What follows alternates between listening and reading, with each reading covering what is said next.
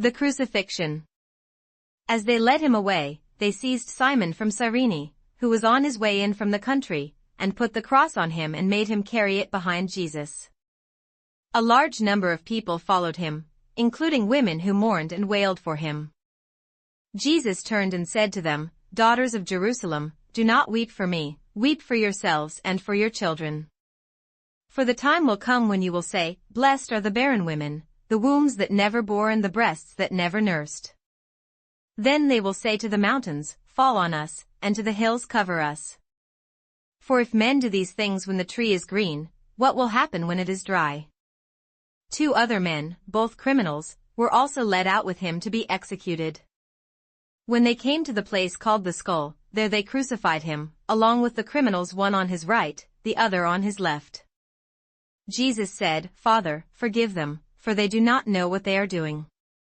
And they divided up his clothes by casting lots.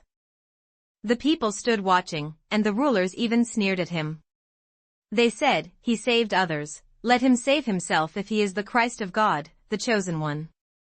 The soldiers also came up and mocked him. They offered him wine vinegar and said, "If you are the king of the Jews, save yourself." There was a written notice above him, which read, "This is the King of the Jews."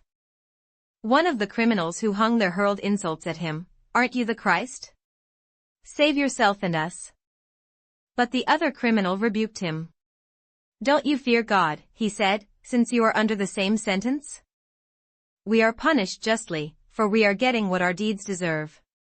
But this man has done nothing wrong." Then he said, "Jesus, remember me when you come into your kingdom."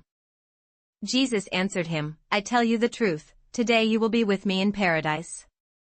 It was now about the 6th hour, and darkness came over the whole land until the 9th hour. For the sun stopped shining, and the curtain of the temple was torn in two. Jesus called out with a loud voice, "Father, into your hands I commit my spirit." When he had said this, he breathed his last. The centurion, seeing what had happened, praised God and said, "Surely this was a righteous man." When all the people who had gathered to witness this sight saw what took place, they beat their breasts and went away. But all those who knew him, including the women who had followed him from Galilee, stood at a distance, watching these things.